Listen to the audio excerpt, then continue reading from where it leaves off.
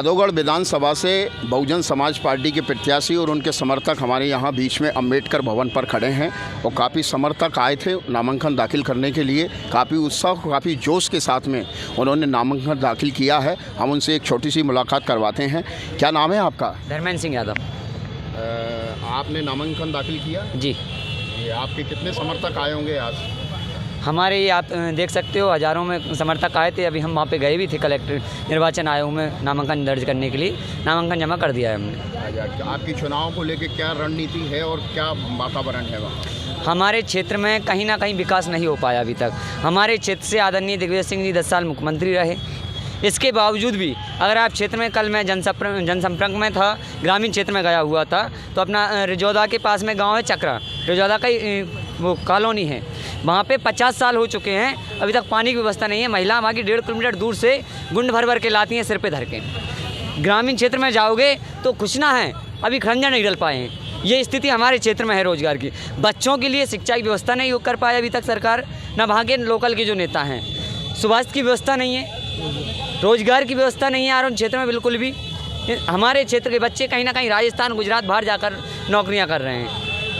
इस बार बहन जी का आपके लिए क्या आदेश है? जो शीर्ष स्तर के आपके नेता हैं, उन्होंने आपको क्या मार्गदर्शन दिया है और आप किस तरह से चुनाव की रणनीति बना रहे हैं? बहन जी ने मुझे आशीर्वाद दिया है और उन्होंने कहा है कि आप जाओ क्षेत्र में, अपने लोगों से मिलो और उनका आशीर्वाद लो और आगे जाकर उनका सहयोग करो, उनका क्षेत्र का विकास करो, चाहे वो अपना शिक्षा के क्षेत्र में हो, व्यवसाय के क्षेत्र में हो, कृषि के क्षेत्र में हो, रोड का काम हो, पानी की व्यवस्था हो, जगह जगह जो भी समस्याएं आपके दलित, पिछड़े, आदिवासी, गरीब, किसान, अभी किसानों के साथ समस्या हो रही है कि उनने अधिकतर क्षेत्र, हमारे क्षेत्र में मक्का की खेती हुई है, लेकिन कहीं ना कहीं मक्का का भाव 1500 से 1600 है। उन्होंने कैसे कैसे मेहनत करके फसल को उत्पन्न किया है, उनकी 18 से 2000 तो लागत आई है, लेकिन ये उन लोगों को कैसे पता चल पाएगा जब उन लोगों को पता ही नहीं कैसे मक्का की खेती की जाती है, कितनी मेहनत की जाती है, उन लोगों को पता ही नहीं। वो तो ऊपर बैठे हुए हैं, विधानसभा में वो आवाज़ ही नहीं उठा रहा कि किस भाव में जाना चाहिए। आप देखोगे कि अगर जूता की फैक्ट्री वाला है तो वो उसकी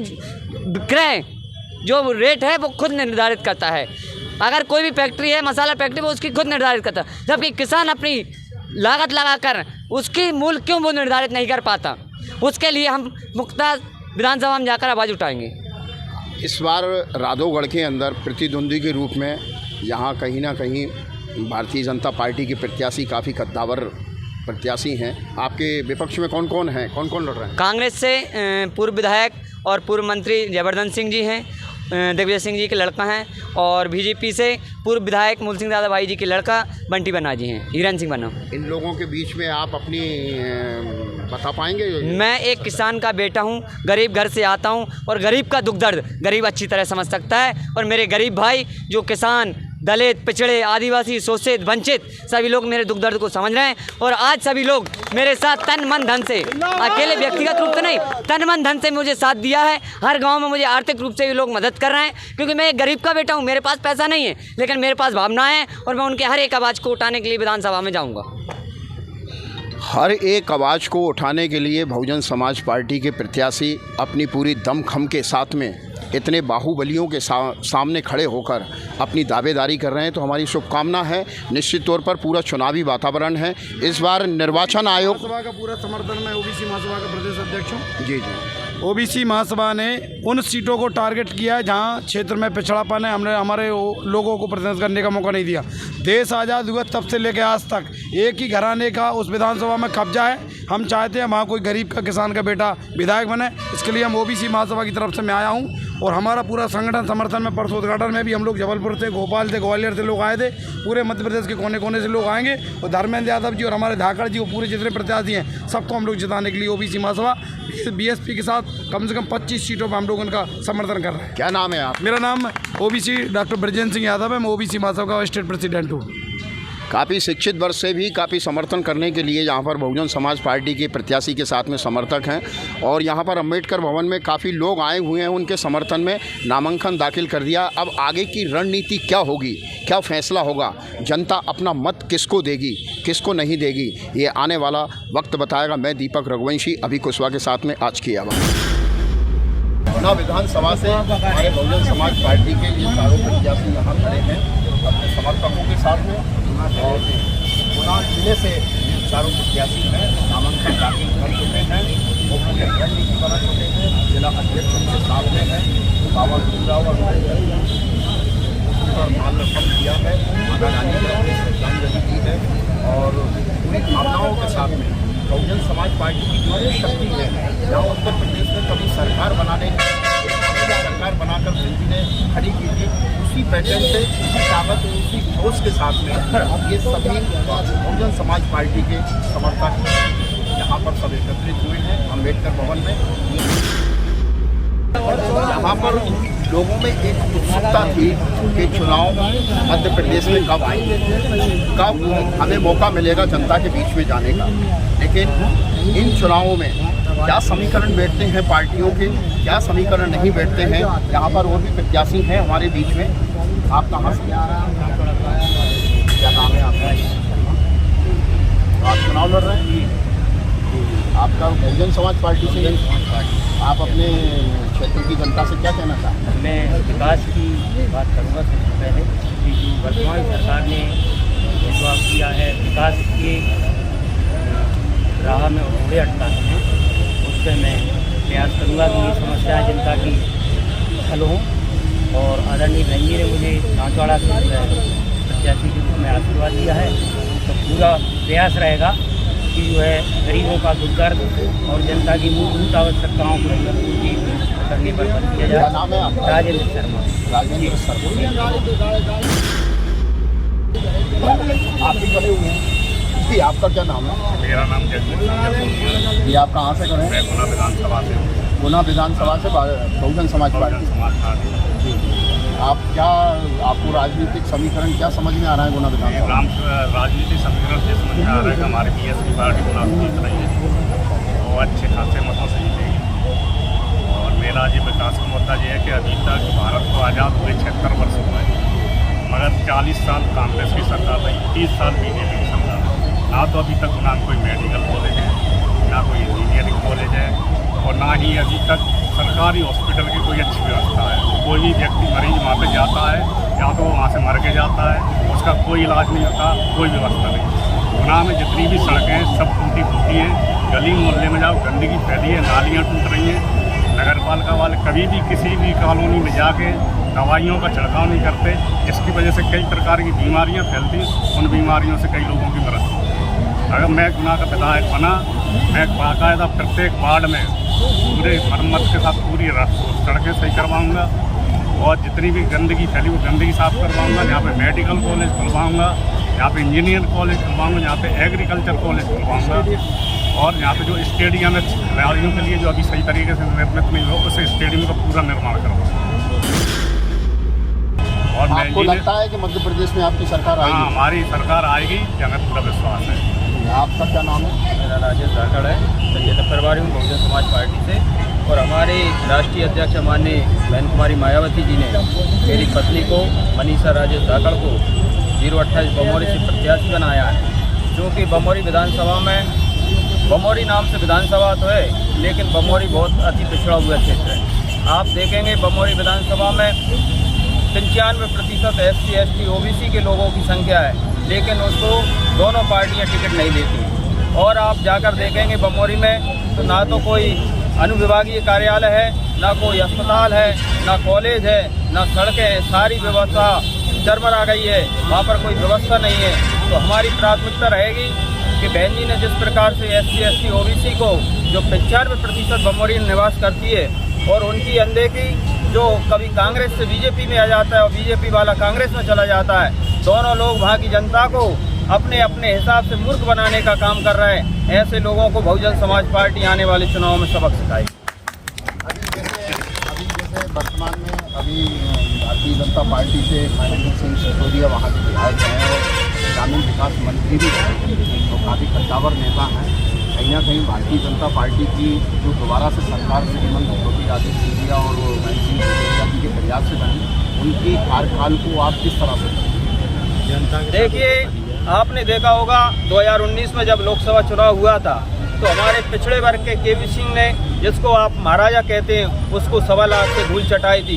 इसी प्रकार बमोरी विधानसभा में आने वाले चुनाव में एक OBC की महिला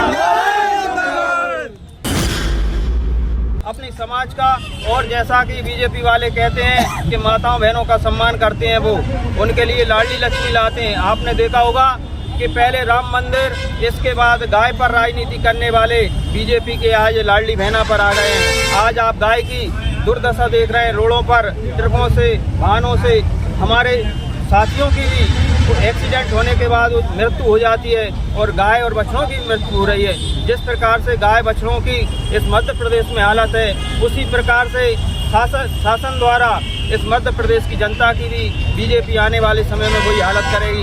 इसलिए बहुजन समाज पार्टी की सरकार आने वाली है और SC, ST, OBC और सामान्य वर्ग के जो कहीं ना कहीं शोषित हैं, दलित हैं, पिछड़े हैं और जिनको हक अधिकार नहीं मिला, उनकी रक्षा करेंगे बहुजन समाज पार्टी की। सबका वैसे भारतीय जनता पार्टी के लोगों का ये कहना है कि जब हाथी चलता है तो उड़ जाती है धूल और धूल से फिर कह जाता है कमल का फूल।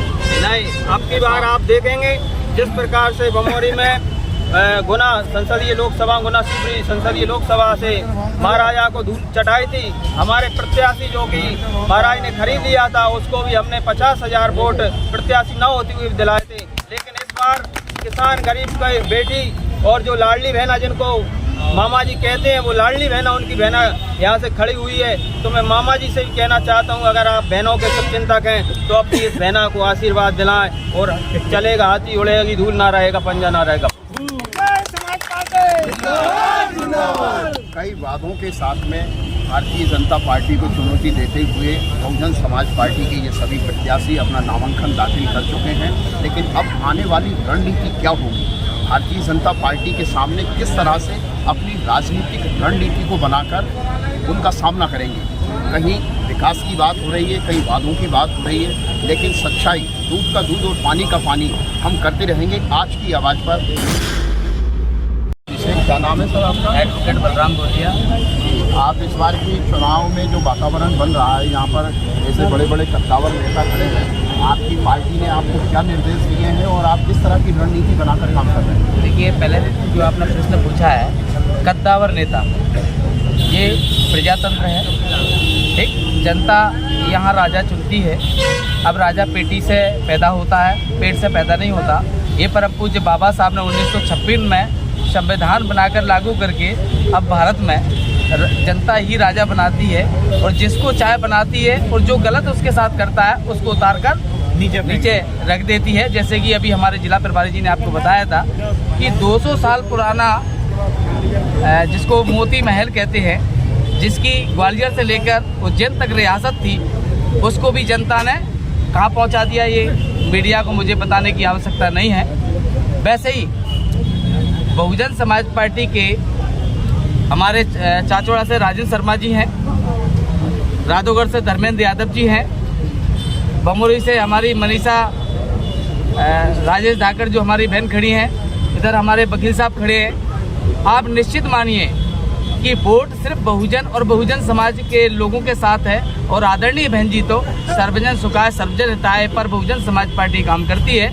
जैसे कि आपने देखा होगा, आदरणीय बहन जी का 1995 का कार्यकाल रहा हो या 2007 में पूर्ण बहुमत का कार्यकाल रहा हो, जब आदरणीय बहन जी सरकार में बैठी थी तो बहन जी ने दलित से लेकर अपर कास्ट की बेटी की सुरक्षा से लगाकर, उसके घर की सुरक्षा से लगाकर स्वास्थ्य, शिक्षा, सुरक्षा की गारंटी आदरणीय बहन जी ने अपने सरकार में दी थी।